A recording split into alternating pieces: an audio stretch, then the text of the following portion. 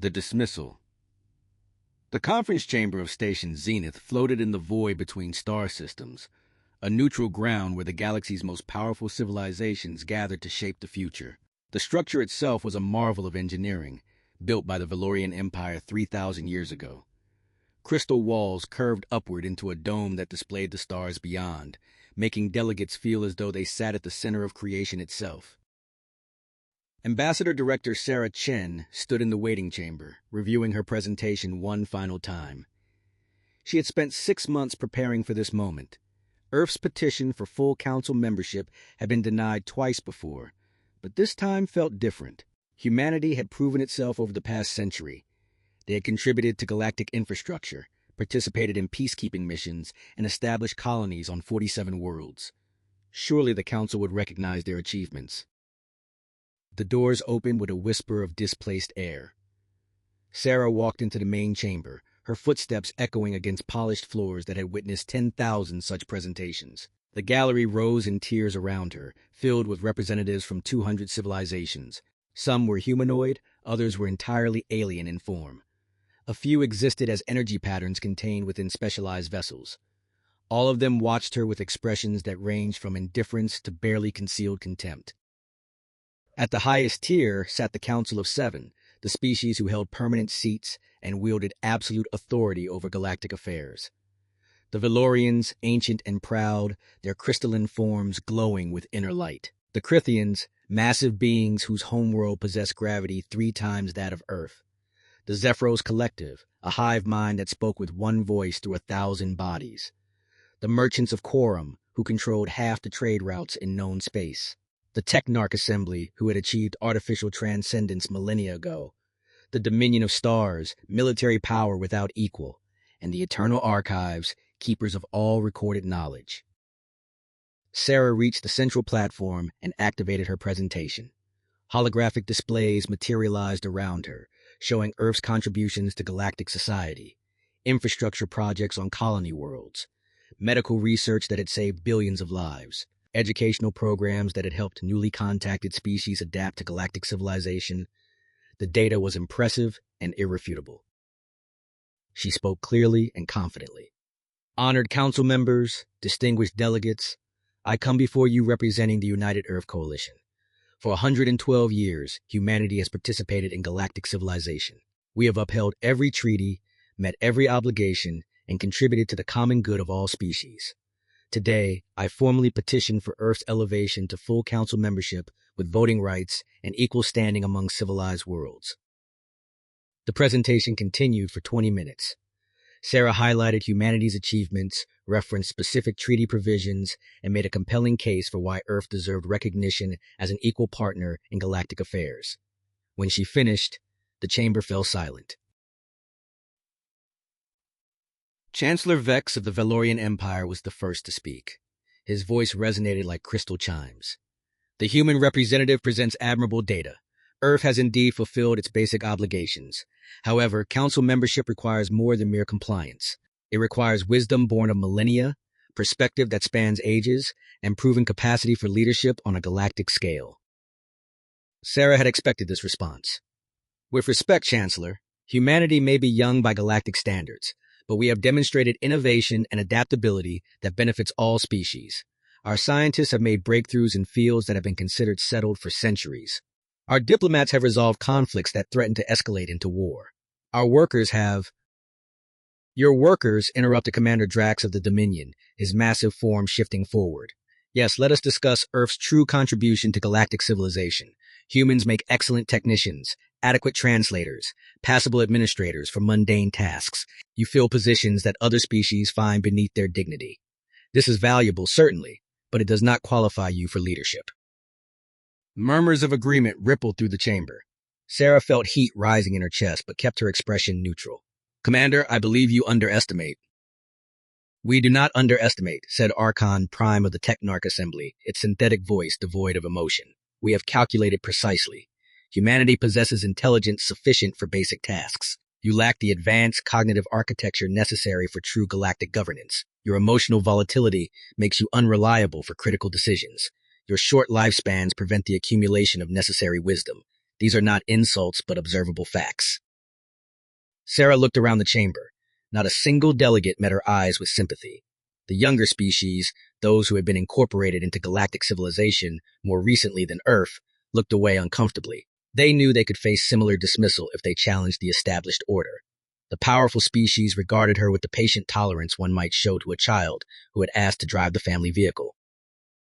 Trade Minister Kellos of the Merchant Quorum gestured with 3 of his 7 arms. Perhaps we should acknowledge what humanity does well. Earth produces competent labor for infrastructure maintenance. Your people adapt quickly to new technologies, even if you cannot develop them independently. You handle tedious administrative work with reasonable efficiency. These are not small contributions. They are also, added Chancellor Vex, the contributions of a service species, not a leadership species.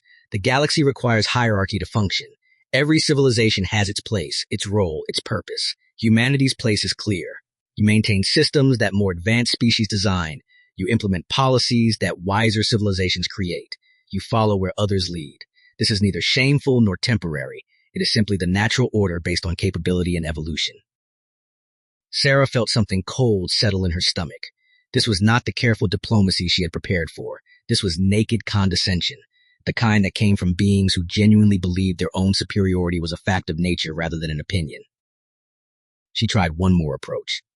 The Council's own charter states that all species capable of interstellar travel and peaceful coexistence deserve representation. Earth meets those criteria. We are not asking for special treatment, only equal application of the principles you claim to uphold. The Eternal Archive spoke for the first time, its voice ancient and tired. The charter was written in a different era, when the Council was younger and more idealistic. Experience has taught us that formal equality does not reflect functional reality. Some species are suited to govern, others are suited to serve. Pretending otherwise creates inefficiency and conflict. Chancellor Vex called for a vote. I move that we table Earth's petition for Council membership indefinitely. Furthermore, I propose that we formally classify humanity as a Category 3 civilization, permanently limited to advisory status without voting rights. All in favor? Hands, appendages, and energy signatures rose throughout the chamber. The vote was not even close.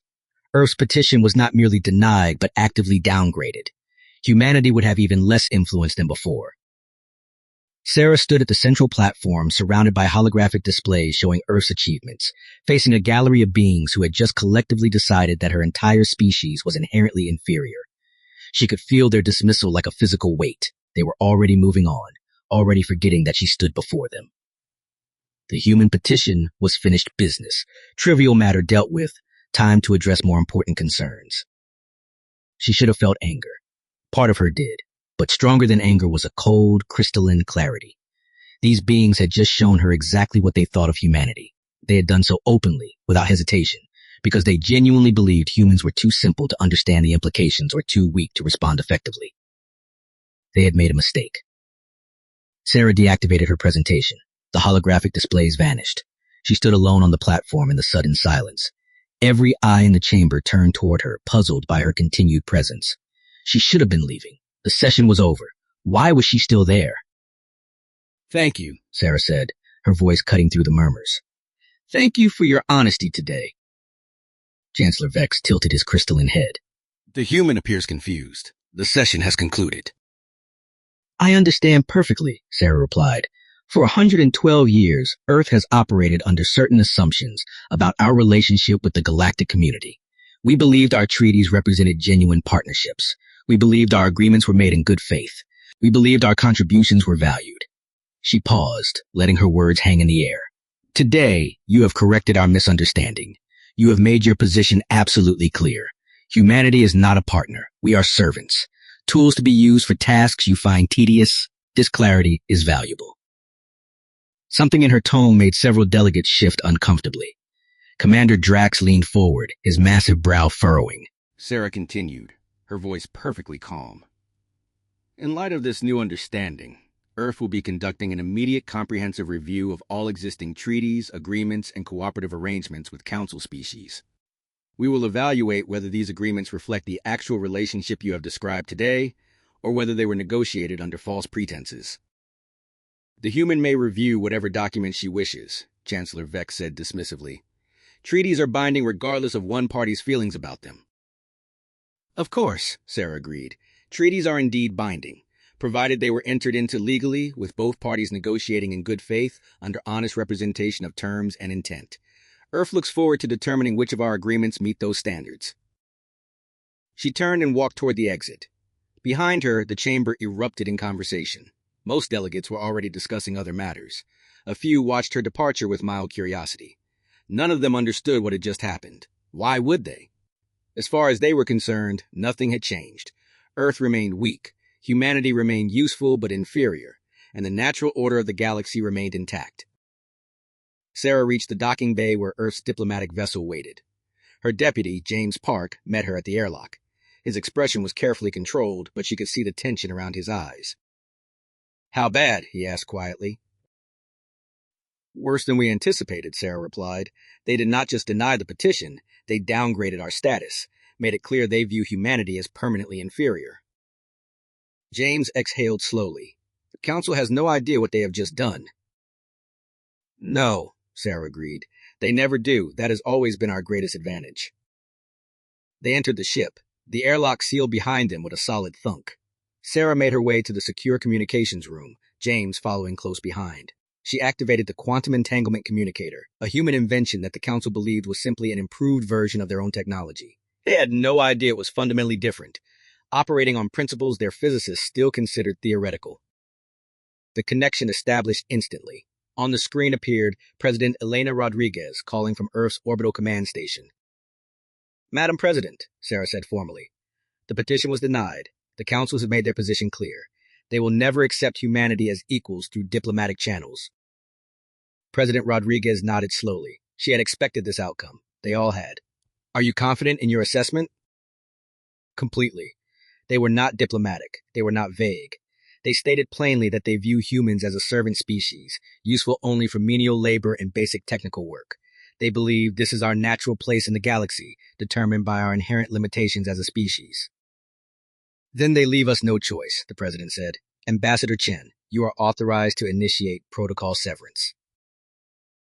Sarah felt her heart rate increase slightly. They had planned for this moment for 30 years, hoped it would not be necessary, prepared for it anyway, because humanity had learned the most important lesson in the galaxy. Hope was not a strategy. "Confirmed, Madam President. Initiating protocol severance." James handed her a secure tablet. On its screen was a single button labeled with one word: Prometheus. Sarah thought about 112 years of dismissal, 112 years of condescension, 112 years of being called clever servants by species who had no idea what humanity had actually been doing while they were not watching. She thought about the fleet hidden throughout Earth's solar system, the infrastructure maps her people had carefully compiled, the network of human workers spread across 40,000 facilities on 2,000 worlds, invisible because they were dismissed as mere technicians and clerks. She thought about every treaty humanity had signed, every agreement they had negotiated, every cooperative arrangement they had established, all of them negotiated under the assumption of partnership. All of them violated in spirit, if not in letter, by species who viewed humans as tools rather than equals. She pressed the button. Across Earth and throughout humanity's hidden network, automated systems received the signal simultaneously. Secure communications opened. Files that had waited decades for this moment began moving through quantum channels. Instructions were delivered to 473,000 human workers positioned throughout galactic civilization. The message was simple: come home. Sarah deactivated the tablet and handed it back to James. "It is done." "The Council will realize soon enough," James said. "Let them realize," Sarah replied. "For 112 years, we have been the species everyone underestimated. Time to show them what we actually are." The diplomatic vessel detached from Station Zenith and accelerated toward Earth. Behind them, the galaxy's power brokers continued their deliberations, unaware that everything had just changed. They would discover the truth soon enough. They would discover it when their cargo systems stopped functioning, when their communication networks began failing, when their infrastructure, which they had assumed would operate forever, suddenly became dependent on the cooperation of the species they had just dismissed. In 72 hours, the galaxy would learn what happens when you build your civilization on foundations you never bothered to examine. They would learn what happens when you assume that useful means weak and obedient means helpless. They would learn what humanity had been doing for 112 years while everyone was laughing at the clever servants from Earth. The revelation was coming, and it would change everything. The revelation. The first notifications arrived 36 hours after Ambassador Chen pressed the button.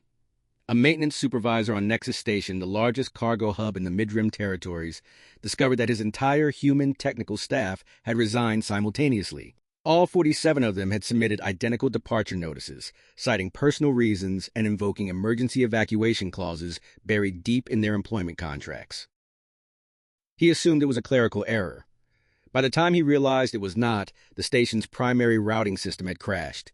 The system that directed 15,000 cargo vessels per day through the station's docking bays was offline. Without it, ships floated in holding patterns unable to receive landing clearances. Cargo containers stacked up in warehouses with no way to process their destinations. Within 18 hours, 300 vessels were stranded at Nexus Station with nowhere to go. The supervisor sent urgent requests to the employment agency that had provided the human workers.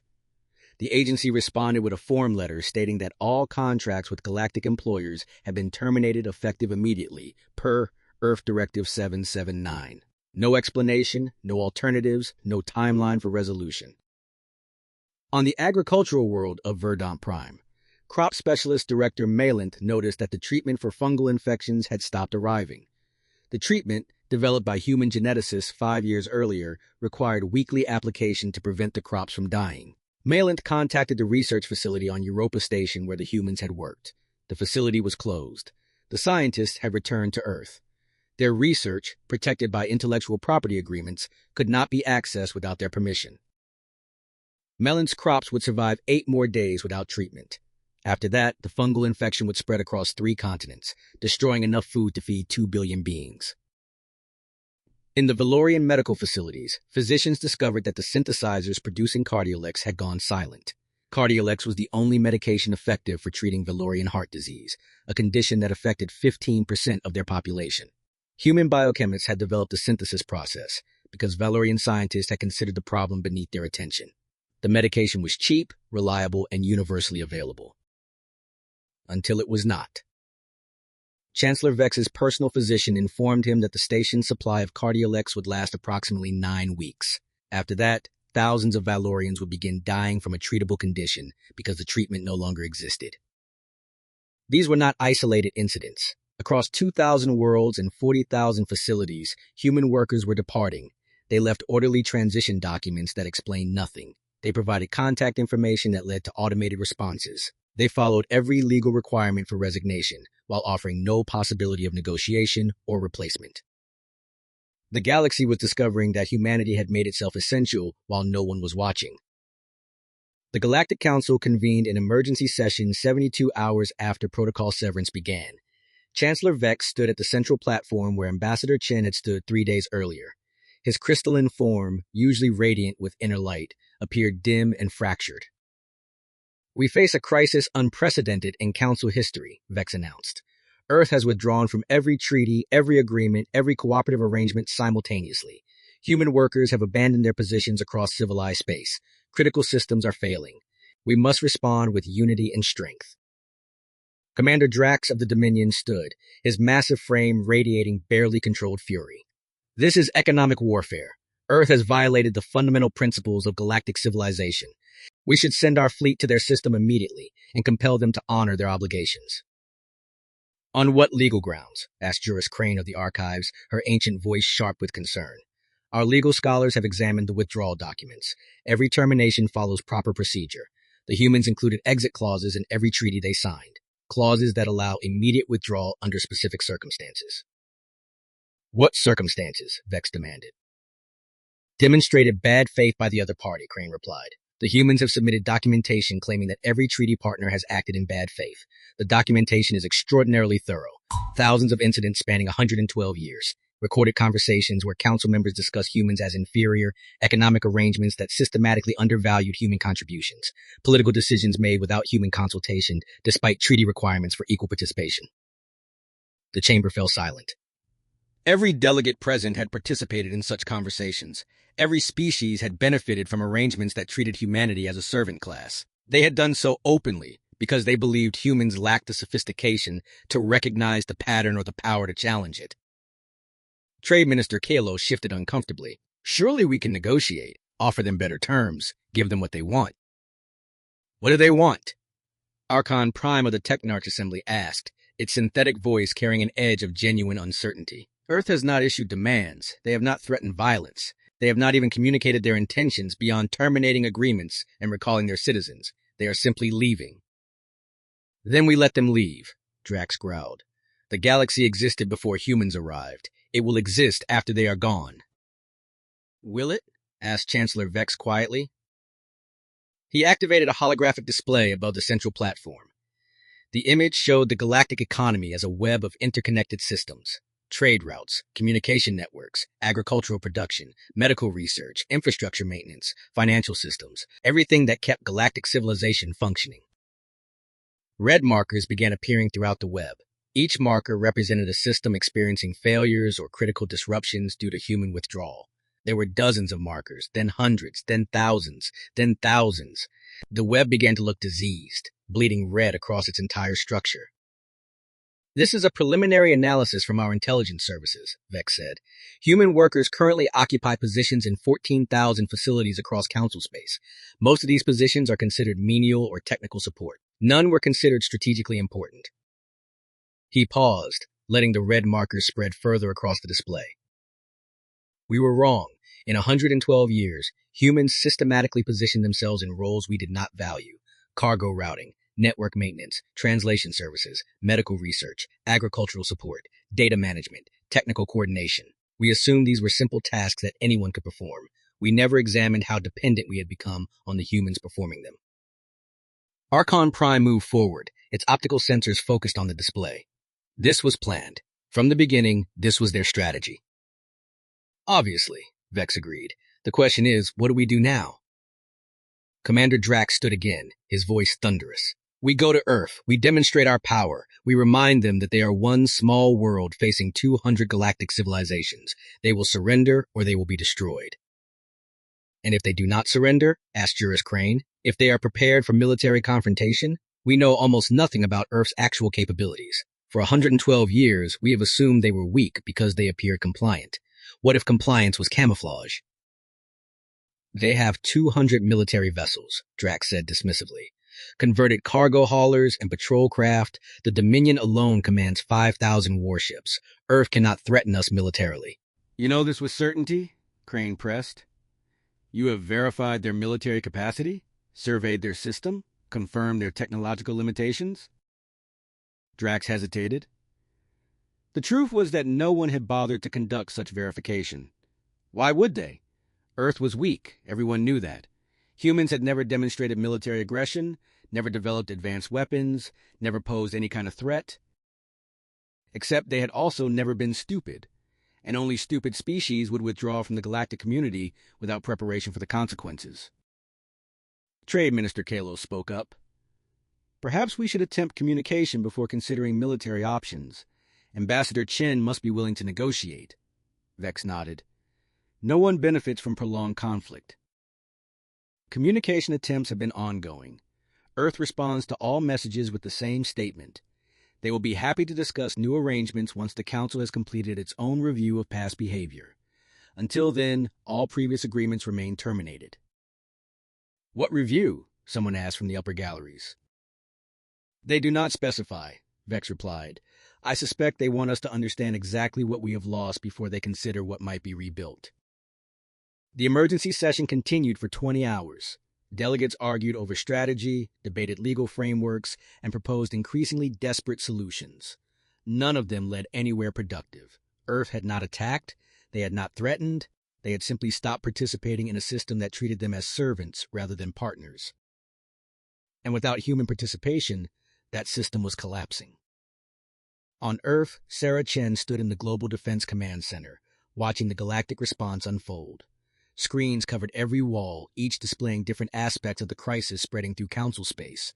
Cargo networks failing, communication systems degrading, medical supplies dwindling, agricultural treatments expiring, financial networks freezing because human cryptographers had designed the security protocols and only humans knew how to maintain them.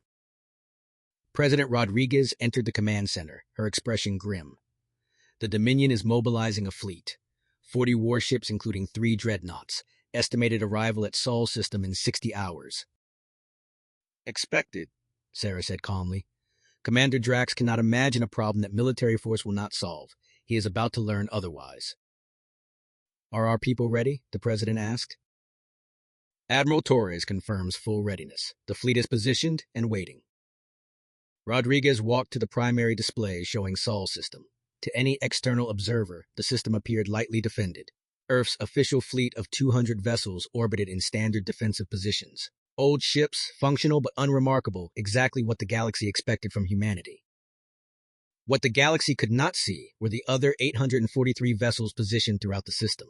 Ships built in hidden shipyards over 7 decades. Ships designed using principles the Council considered theoretical. Ships that would redefine what the galaxy understood about human capability. When they arrive, Rodriguez said quietly, when they see what we have built, everything changes. We cannot go back. We were never going back, Sarah replied. The moment the Council made clear they would never accept us as equals, our path was set. Now we show them the truth. Not with conquest, not with destruction, simply with presence. They need to see what we are, what we have always been, what they refuse to recognize. A communications officer called out from across the room. Madam President, we are receiving a message from the Eternal Archives. Juris Crane requests direct communication with Ambassador Chen. Sarah and Rodriguez exchanged glances. The archives rarely involve themselves in political disputes. Crane was reaching out personally, which meant someone on the council understood the situation more clearly than the others. Put her through, Sarah said. The screen changed to show Juris Crane's ancient features. She looked tired in a way that transcended physical exhaustion. Ambassador Chen, I hope you are well. I am, Juris. Thank you for asking. I watched your presentation 3 days ago, Crane said. I voted with the majority.